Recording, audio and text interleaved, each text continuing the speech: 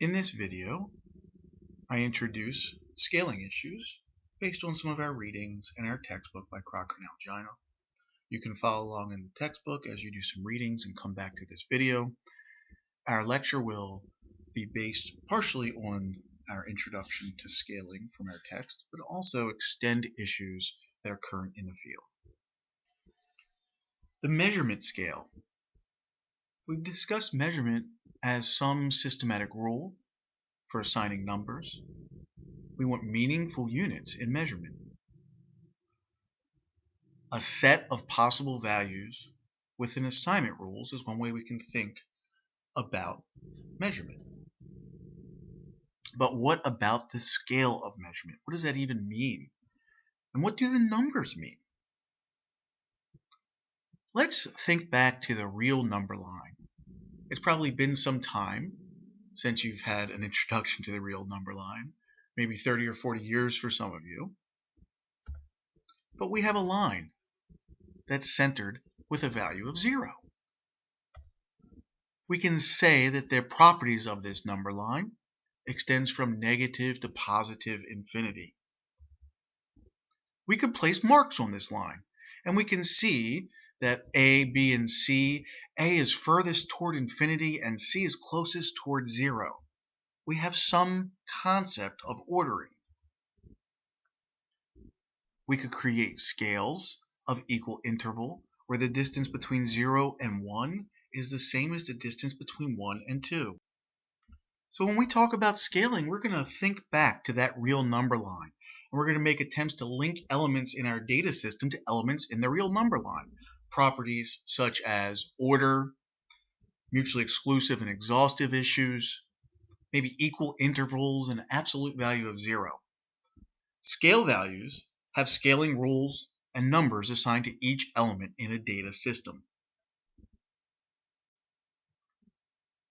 There are 4 scales of measurement we're going to discuss here.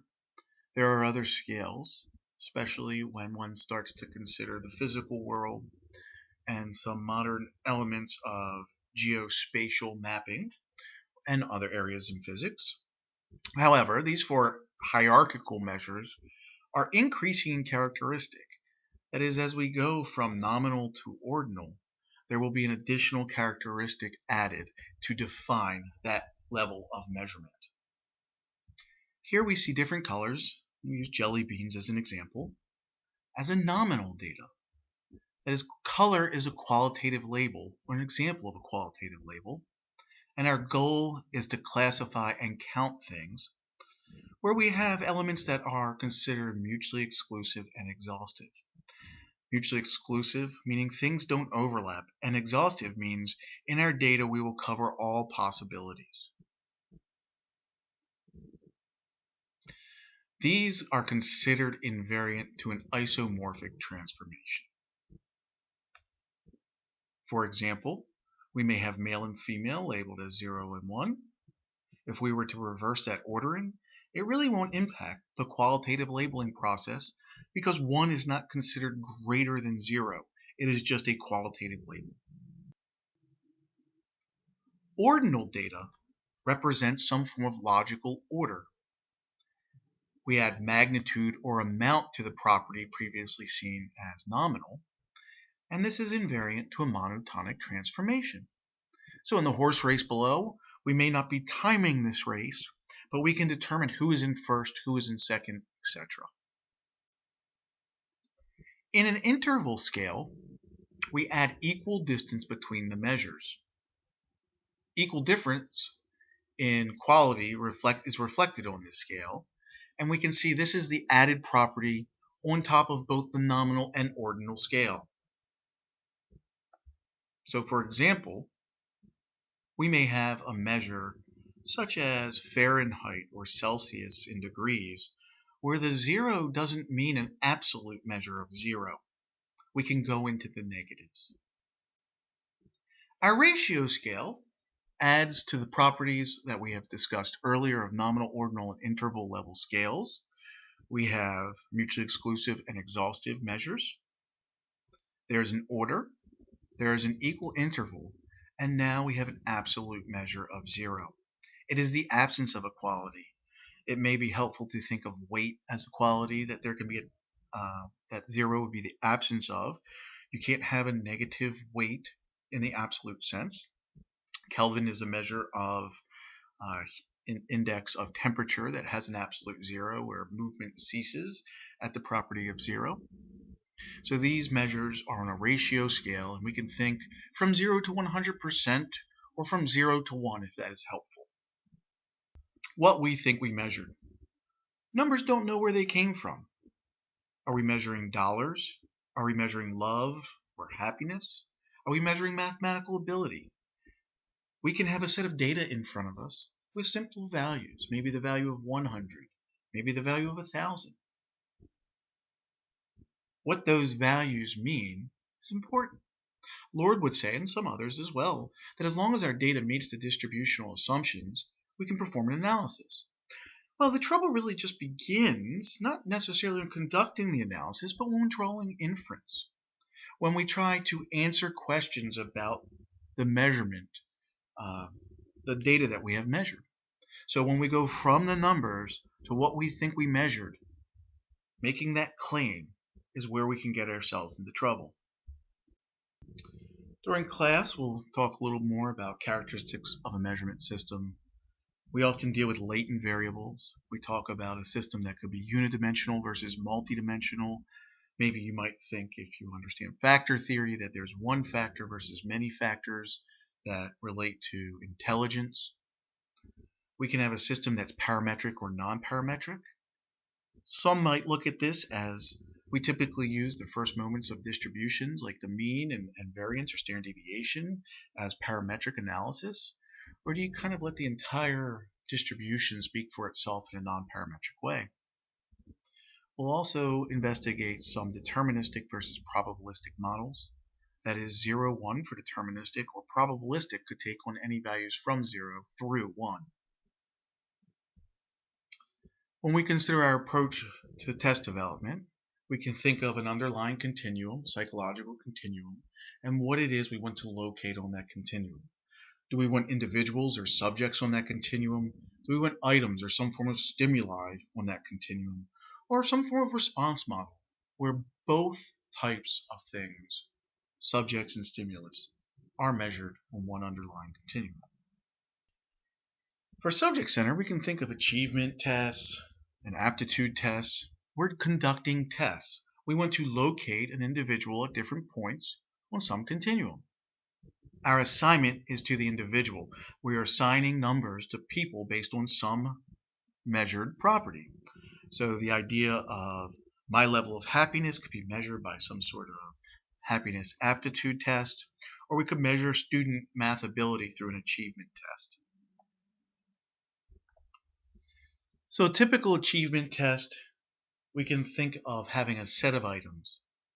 Every item can be evaluated as a 0 or 1, 0 for incorrect, 1 for correct response or endorsement. We don't really account for the difference in item difficulty. We simply add all of the items together and we get an overall test score. So if you received a 1 for item 1 and a 1 for item 2 and a 0 for item 3 or a 3-item test, we'd add them together and we'd have 2 on our test score. We can do things like check validity and reliability of this test as a whole, and we'll see we will use some of the conventions of classical test theory to do this later on in the semester. We'll also change over and consider some item response theory methods later on. The stimulus-centered approach, we consider scaling. We're locating a stimuli on the underlying scale. So we would assign numbers to the objects, things, or items based on their measured properties. We now can talk a little bit about the item difficulty on a math test, an easy item, 1 plus 1 equals 2, or a more difficult item if I ask you something about intercept and slope form. This, in a way, for an effective test, we can also have a value on a statement such as happiness in an ordered way. The response-centered method locates both people and items, subjects and items on the same scale. So we can assign numbers to both people and items or objects based on the measured properties.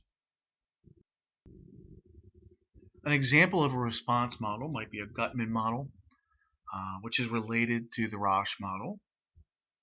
We may have Coombs' unfolding model, and eventually, more modernly, we tend to use things like item response theory, which is considered modern measurement theory we'll talk about later in the semester. There are both parametric and non-parametric versions of this model. There's dominance and unfolding types of models. There are many different aspects. In this class, we'll talk about some of the basics of IRT, item response theory, later on. Psychophysics does not mean we're crazy physicists. We're trying to understand how the physical reality is represented in psychological space. This is the foundation of scaling. We want to quantify that relationship between the physical and psychological. We often do so. We consider latent psychological continuums.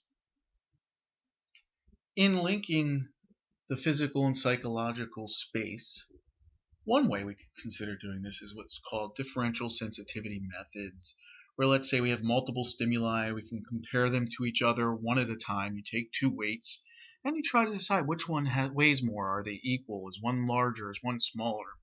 When we get a group of individuals and we take two items or two weights, and stimulus 1 is judged to be different from stimulus 2 in the same direction, 75%, we consider that a change, a just noticeable difference. We also might consider that to be some sort of differential threshold or Lyman, and effectively we're taking the standard stimulus 1 and standard stimulus 2 and looking to see, can we notice a change? Weber's law takes just noticeable differences between stimulus 1 and 2 and says it depends on the physical magnitude of the stimulus. Larger differences need more quantity. And if we think about the physical world, if I were to take a weight that were 200 pounds and 201 pounds, it may be very difficult to discriminate the difference if you're able to lift that much weight. But if I take the weight of a half a pound and 1.5 pounds, one would easily notice the difference in weight. So just noticeable difference just doesn't depend simply on stimulus 1 difference between stimulus 1 and stimulus 2, but we also standardize it in a way by dividing by the first stimuli. Fechner's law adds to Weber's law and says that just noticeable difference are equally spaced on the latent continuum, and there's a log transformation conducted. Stevens adds to the discourse here, or maybe trouble, with the fractionation method, and he says he found better fit, and did, to these types of data using a power function as shown below. Thurstone's law of comparative judgment is often considered as we begin to understand scaling. We take judgments from paired comparison, and we say there's no need for the physical world anymore. So previously we had the physical world, and we wanted to relate it to the psychological world or psychological underlying scale, but we can determine scales without this. Thurstone uses something called the discriminal process. We have distributions of discriminal processes with are normally distributed. We have a mean of distribution is a scale value, and the standard deviation is discriminal dispersion. So some of that's a fancy way of looking at a consideration that really looks a lot like a z-score to us. We take the difference between two means and divide by some standard deviation, and here's how we would calculate that standard deviation. This is the discriminal process. Thurstone uses this basic equation to solve for scale values and discriminal dispersions. How can these be solved? One of the issues that will arise is the number of parameters we have and the number of pieces of independent information.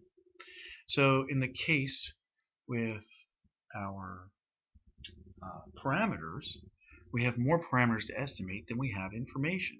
So that we can't solve these without making some assumptions. For the parameters to estimate, we have j plus j times j minus 1 divided by 2 minus 2 number of parameters to estimate, And the only pieces of information that we have is j times j minus 1 divided by 2, effectively like you would have in a matrix, a variance covariance matrix. So we need to be able to solve for these scale values. One way we could do this is to set r equal to 0. Now, in our equation reduces to 2j minus 2. That's how many things we're solving for. We have j times j minus 1 pieces of information. So once we get 4 or more pieces of information, we can solve our equation and determine what scale values are. If we now assume equal discriminant dispersions, that's our variance or standard deviation you see there, our equation reduces down so that we now have the square root of 2 times the variance, which we only need to estimate j minus 1 scale values in order to solve our problem. With Thurston's law of categorical judgments, or I guess the method of successful intervals, we have ranking data instead. We have similar issues to solve in the equation. We can do similar things to reduce it down, so I won't go through all of those now. But effectively, it permits us to use subjects can rank or rate stimuli according to the degree that they think the measured properties possess some sort of property, and this way they don't have to make as many judgments. With the method of equally appearing intervals, we can sort and rate things into categories, make an appearance of equally spaced intervals, and assign consecutive integers to each successful category. So basically, subjects take the stimuli, and form these categories so that they seem about equally spaced. And we have scale values that are conducted based on the average of categories assigned. We run into some trouble here because of scale invariance. This is not really found to be true, so we basically consider no systematic judgment or effect based on subjects, or that it's negligible, but that's not, the demands on some of these methods are very high. For example, paired comparison, if you have to make every single possible paired comparison, that'd be a lot of demand on the subject, but probably lower the risk of invariance. However, things that are like the equally appearing method, which would probably lower the demand, that you can just put them into categories, probably increases the risk of creating some sort of invariance in the system. We're going to talk more about Gutmann in class, and I'll provide an example in class. But Gutmann creates a method called the scalegram analysis, and we have items which are ordered. There's a logical pattern, increasing or decreasing in difficulty, one could consider. And if you get item 1 correct and you get item 2 incorrect, you should probably get item 3 incorrect if it's increasing in difficulty. So if you get item 3 correct instead of incorrect, there's some error in the system. It's either error in the last item, item 3, or it's an error in item 2 that you should have gotten it correct. We'll talk more about this in class. The unfolding model for Coombs helps us to approximate where someone lies on a scale. So if we have 3 items A, B, and C, we can divide up equal distances at the middle point of each one of those is where the arrow is. So the halfway point between A and B is marked, the halfway point between B and C is marked, and the halfway point between C and B is marked. We can then place a person on the scale, and we can see they should endorse things that are closest to them. So this person is the least likely to endorse A, they're furthest from A. Next, the next furthest they're from is C, and then the closest is B. This person, the order is changed. They are closest in this example to C. They're still furthest from A, but they're now closer to C than they are to B. So for scaling methods, we have 2 forms we'll break things into right now: comparative and non-comparative methods. For the pair comparison, Gutmann, Roche style of items, we can compare those items directly to each other. When we develop our scale, that's what we do. In non-comparative methods, each item, like in a Likert scale, we can take each item and compare it to the underlying scale without evaluating compared to other items. Likert and other scales, you probably are familiar with things that are strongly agree to strongly disagree. Maybe you have a 5-point scale, maybe a 7-point scale. Although I think a 4-point scale is just fine, eliminating a neutral value. We see these in real world surveys. Usually we see 5-point scales, maybe a teacher survey, maybe some of you have used SurveyMonkey before. But we're trying to get some sort of attitude of the underlying item using the scale values.